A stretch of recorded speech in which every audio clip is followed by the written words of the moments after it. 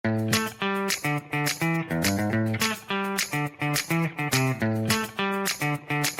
Friends, welcome back to my channel Ramya's world. నేను మీ రమ్యాని. అందరూ ఎలా ఉన్నారు? బాగున్నారా? ఈరోజు నేను ఒక మంచి డిష్ తోటి మీ ముందరకు వచ్చేసాను. చూస్తుంటేనే తెలిసిపోతుంది కదా. ఈరోజు నేను చేయబోయే ఈ డిష్ ఏంటంటే మష్రూమ్ వెజ్ బిర్యానీ.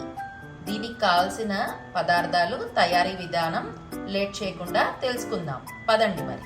ముందుగా మష్రూమ్ వెజ్ బిర్యానీకి కావాల్సిన బేసిక్ ఇంగ్రీడియంట్స్, మెయిన్ ఇంగ్రీడియంట్స్ అయితే చూసేద్దాము. ఇక్కడ నేను అన్ని ఇంగ్రీడియంట్స్ మెన్షన్ చేయటం లేదు. లైక్ సాల్ట్, ఆయిల్, పసుపు, గరం మసాలా అలాంటివి ఏమి ఇక్కడ చూపెట్టడం లేదు. బేసిక్ నీడ్ అయిన ఇంగ్రీడియంట్స్ మాత్రమే చూపిస్తున్నాను. ముందుగా మష్రూమ్ కావాలి. ఇవి మష్రూమ్స్ శుభ్రంగా 4-5 సార్లు కడుక్కుని ఇలాగ స్లిట్ చేసి పెట్టుకున్నాను. క్లీన్ చేసుకుని కట్ చేసుకున్న మష్రూమ్స్. ఇది ఫ్రోజన్ గ్రీన్ పీస్, సన్నగా పొడుగ్గా తరుక్కున్న ఆనియన్స్, చిన్న ముక్కలుగా తరిగిన క్యారెట్, పొటాటో, ఒక 4 గ్రీన్ చిల్లీస్, పెరుగు, basic biryani masala, ginger garlic paste. ఇప్పుడు దీన్ని ఎలా తయారు చేయాలో చూసేద్దాం పదండి. ముందుగా ఇలా స్టవ్ వెలిగించుకుని ఒక వెడల్పాటి హండీ అయితే పెట్టేసుకుని అందులో తగినంత ఆయిల్ పోసి వేడెక్కినిచ్చేద్దాం. ఇందులో ఆల్రెడీ నేను ఫ్రైడ్ ఆనియన్స్ వేయించి పెట్టానన్నమాట. సో అదే ఆయిల్లో వేడెక్కిన తర్వాత మన బేసిక్ బిర్యానీ దినుసులు ఏవైతే ఉంటాయో లైక్ లవంగం, దాల్చిన చెక్క, షాజీరా, సోంపు మరియు స్టార్ అనీస్ అన్నీ వేసుకుందాము. ఇక్కడ మనం తీసుకున్న బిర్యానీ దినుసుల్లో సగం సగం అయితే హండీలో వేస్తున్నాను. మిగిలిన సగం మనం రైస్కి ఎసరు పెట్టుకుంటాం కదా, అందులో వేసుకుందాము. ఇవైతే కొద్దిగా వేగించుకోవాలి బాగా. ఇప్పుడు మనం వేసిన బిర్యానీ దినుసులు అయితే బాగా వేగిపోయాయి. ముందుగా కట్ చేసి పెట్టుకున్న ఆనియన్స్, పొడుగ్గా చీర్చి పెట్టుకున్న పచ్చిమిరపకాయలు కూడా వేసి ఒకసారి ఈ ఆనియన్స్లోని పచ్చివాసన పోయే వరకు కాస్త వేగించుకుందాం. మన ఆనియన్స్ కొద్దిగా వేగిన తర్వాత ముందుగా తీసి పెట్టుకున్న బాదం పప్పు మరియు జీడిపప్పు కూడా వేస్తున్నాను. ఇవి ఎందుకు ముందుగా వేయలేదంటే త్వరగా కలర్ వచ్చేసి చేదొచ్చేసే ప్రమాదం ఉంటుంది. సో ఆనియన్స్ వేసిన తర్వాత వేస్తే కనుక ఆ వేడికి ఇవి వేగిపోతాయి. ఒకసారి వీటిని కొంచెం వేయించుకుందాము. ఇప్పుడు మరో స్టవ్ మీద మన రైస్ కుక్ చేసుకుందికి సరిపడా నీళ్ళైతే ఎసరు పెట్టేసుకుంటున్నాను. అలాగే బాస్మతి రైస్ని కూడా కడిగి ఒక ½ అన్ అవర్ పాటు నాననిచ్చేద్దాము. అలాగే సగం బిర్యానీ దినుసులు ఏవైతే ఉన్నాయో వాటిని కూడా ఈ వాటర్లో వేసేసి ఇవి బాగా మరిగే వరకు వెయిట్ చేద్దాము. ఈ బిర్యానీ దినుసులు వేసి రైస్కి సరిపడా సాల్ట్ కూడా ఈ వాటర్లోనే యాడ్ చేసేసుకోవాలి. ఆ సాల్ట్ కూడా యాడ్ చేసుకున్నాక అప్పుడు దీన్ని బాగా మరగనిచ్చేయాలన్నమాట. ఎసరు మరిగిన తర్వాత మనం ముందుగా కడిగి పెట్టుకున్న బిర్యానీ రైస్ ఏదైతే ఉంటుందో అది యాడ్ చేసుకుందాం. ఇప్పుడైతే ఎసరు మరగనిచ్చేద్దాం. ఇప్పుడు మన ఉల్లిపాయలు అయితే కొద్దిగా మగ్గిపోయాయి. ఇందులోనే 2 చెంచాల జింజర్ గార్లిక్ పేస్ట్ అయితే వేస్తున్నాను. వేసి ఒకసారి బాగా కలుపుకుని ఒక 2 నిమిషాల పాటు జింజర్ గార్లిక్ పేస్ట్ ని కూడా వేగించేద్దాము.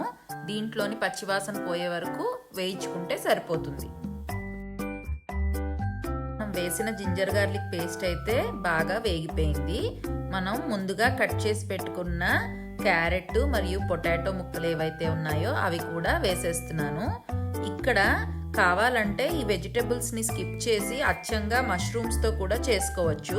కానీ బిర్యానీ అంటేనే ఫుల్ ఆఫ్ వెజిటబుల్స్, ఫ్లేవర్స్ ఉంటేనే అది దాని ఫ్లేవర్ బాగా ఎన్హాన్స్ అవుతుంది. కాబట్టి ఇక్కడ మనం వెజిటబుల్స్ అయితే యాడ్ చేస్తున్నాను. నేను చేసేది మష్రూమ్ వెజ్ బిర్యానీ కాబట్టి ఇక్కడ ఉన్న కొద్దిపాటి వెజిటబుల్స్ కూడా యాడ్ చేస్తున్నాను. లేదంటే మీరు స్కిప్ చేసుకుని ఓన్లీ మష్రూమ్స్ తోటే చేసుకోవచ్చు. వీటిని కూడా ఒక 2 మినిట్స్ పాటు వేయించుకుందాం. మనం వేసిన క్యారెట్ మరియు పొటాటో ముక్కలు కొద్దిగా మగ్గిపోయాయి. ఇప్పుడు మనం ముందుగా కట్ చేసి పెట్టుకున్న మష్రూమ్స్ ఏవైతే ఉన్నాయో ఆ మష్రూమ్స్ని కూడా ఇందులో యాడ్ చేసేస్తున్నాము. మష్రూమ్స్ అన్నవి చాలా త్వరగా మగ్గిపోతాయి కాబట్టి మనం వేసుకున్న వెజిటేబుల్స్ కొద్దిగా కుక్ అయిన తర్వాత ఇవి యాడ్ చేశాను. అలాగే ఫ్రోజన్ గ్రీన్ పీస్ అన్నమాట. ఇవి కూడా చాలా త్వరగా మగ్గిపోతాయి కాబట్టి కొద్దిగా వేసిన కూరగాయలు మగ్గిన తర్వాత ఇవి రెండు యాడ్ చేసుకుని బాగా కలుపుకుందాం. ఇప్పుడు ఒక మూత పెట్టి 2 నిమిషాల పాటు మగ్గించుకుందాము. 2 నిమిషాల తర్వాత మూత తీసి మిగిలిన ఇంగ్రీడియంట్స్ యాడ్ చేసుకుందాం. ఒకసారి మనం మూత తీసి చెక్ చేద్దాము. మనం వేసిన వెజిటేబుల్స్ అన్ని బాగా మగ్గిపోయాయి చూసారా. ఇప్పుడు ఒకసారి కలుపుకుని మనం మిగిలిన ఇంగ్రీడియంట్స్ అన్ని యాడ్ చేసుకుందాము. ఇప్పుడు ఒక్కొక్కటిగా మనం మిగిలిన ఇంగ్రీడియంట్స్ అన్ని యాడ్ చేసుకుందాము. ముందుగా అయితే ఒక 2.5 చెంచాల వరకు సాల్ట్ యాడ్ చేస్తున్నాను అనమాట. ఇది మన బిర్యానీకి సరిపడా సాల్ట్.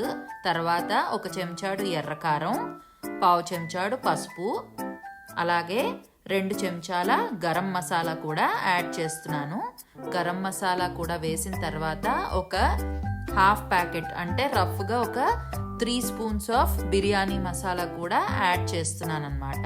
ఇవన్నీ వేసుకుని ఒకసారి 4 పక్కల కలుపుకుందాం.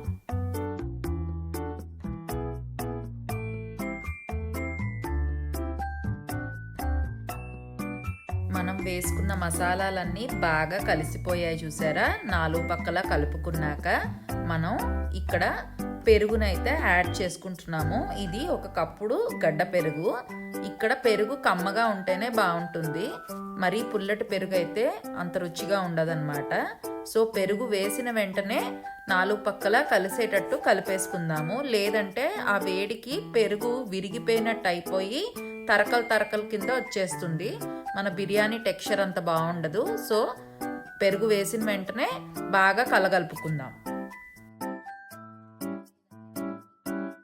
ఇక్కడ మనం వేసిన మసాలాలు అన్నీ ఆయిల్లో ఫ్రై అయ్యి ఈ పెరుగు కూడా ఆయిల్లో ఫ్రై అయితే చూసారు కదా ఎంత గ్లేజీగా ఉందో. అసలు ఒక మంచి అరోమా అయితే రిలీజ్ అవుతోంది. ఈ వాసనకే ఆకలి వేసేస్తుందంటే నమ్మండి. ఇప్పుడు ఇందులో మనం ఒక ఫుల్ నిమ్మకాయ అయితే పిండుకుందాము. నిమ్మకాయ రసం అయితే ఇందులో గింజలు లేకుండా చూసుకుని నిమ్మకాయ రసాన్ని అయితే పిండేస్తున్నాను. ఇది కూడా పిండాక ఒకసారి 4 పక్కల కలుపుకుని లిడ్ పెట్టేద్దాము. లిడ్ పెట్టి ఒక 2 నిమిషాలు మగ్గిచ్చేద్దాం.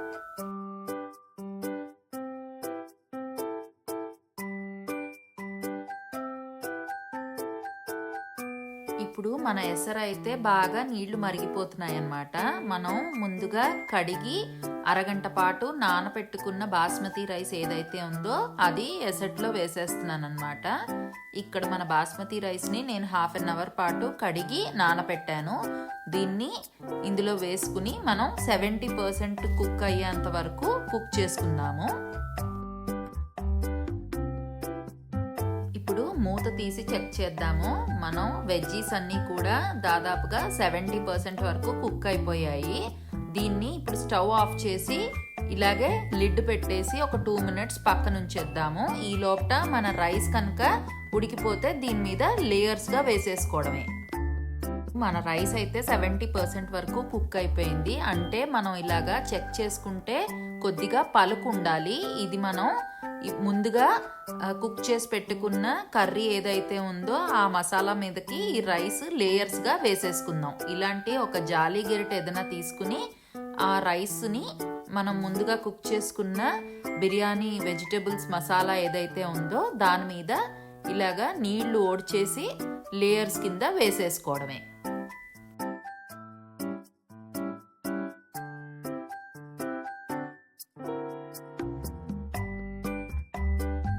ఇలా రైస్ అంతటిని లేయర్స్ కింద వేసుకున్నాక పైనుంచి 2 చెంచాల నెయ్యినైతే వేసుకుంటున్నాను. నెయ్యితో పాటు కొద్దిగా గరం మసాలా కూడా స్ప్రింకిల్ చేసుకుందాం ఇలాగా. అండ్ పైనుంచి ముందుగా వేయించి పెట్టుకున్న ఫ్రైడ్ ఆనియన్స్ ఏవైతే ఉన్నాయో అవి కూడా 4 పక్కల ఒక పల్చటి లేయర్ కింద వేస్తున్నాను అనమాట. ఈ ఫ్రైడ్ ఆనియన్స్ పైన వేసుకున్నాక కొద్దిగా కట్ చేసుకున్న పుదీనా కూడా వేస్తున్నాను అనమాట. ఇవన్నీ పైనుంచి వేసుకుంటున్నాను. వేసుకుని లిడ్ పెట్టేసి ఇంకా మనం దమ్ ఇచ్చేసుకోవడమే. ఇక్కడ మన బిర్యానీ దమ్ ఇవ్వడం అయితే 2 రకాలుగా చేసుకోవచ్చు. ఒకటి సిమ్లో పెట్టి స్టవ్ మీదనే దీన్ని ఆవిరి బయటికి రిలీజ్ అవ్వకుండా సిమ్లో పెట్టుకుని దమ్ ఇచ్చుకోవడం ఒక పద్ధతి. మాకైతే ఇక్కడ అవెన్ ఉంటుంది కాబట్టి రెండో పద్ధతి ఏంటంటే ప్రీహీట్ చేసుకున్న అవెన్లోని ఈ హండీ ఏదైతే ఉందో దాన్ని పెట్టి ఒక 15 to 20 minutes పాటు బేక్ చేసుకుంటే మన బిర్యానీ అయితే రెడీ అయిపోతుంది. ఇక్కడ నేనైతే ప్రీహీట్ చేసుకున్న అవెన్లో మన హండీని పెట్టేస్తున్నాను. 400 degrees Fahrenheit కి ప్రీహీట్ చేసుకున్న అవెన్లో మన హండీని షిఫ్ట్ చేసేసి ఇలాగా డోర్ అయితే వేసేసుకుని మనం 15 to 20 minutes పాటు బేక్ చేసేసుకున్నాం. ఇప్పుడు 20 minutes అయితే అయిపోయింది. ఒకసారి మూత తీసి చెక్ చేద్దాము. చూసారు కదా పువ్వులాగా ఎలాగా విరివిరిలాడుతూ వచ్చేసిందో. సైడ్ నుంచి చూసి చెక్ చేద్దాము. పర్ఫెక్ట్గా ఎక్కడ కిందని కొంచెం కూడా అంటుకోకుండా చూసారు కదా ఎంత విరివిరిలాడుతూ బిర్యానీ అయితే రెడీ అయిపోయింది. ఇప్పుడు దీన్ని వేడివేడిగా సర్వ్ చేసేసుకుందాం.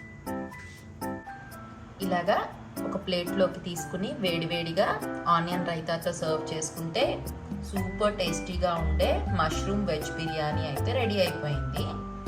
చూసారు కదా, ఈరోజు నేను చేసిన ఈ రెసిపీ మీ అందరికీ నచ్చిందనే ఆశిస్తున్నాను. ఈ వీడియో మీ అందరికీ నచ్చినట్టయితే కనుక నా ఛానల్ని సబ్స్క్రైబ్ చేసుకోండి, వీడియోని లైక్ చేయండి, మరియు మీ ఫ్రెండ్స్ అండ్ ఫ్యామిలీతో షేర్ చేయండి. మరోసారి మరో వీడియోలో మళ్ళీ కలుద్దాం. అందాక this is Ramya signing off. Bye.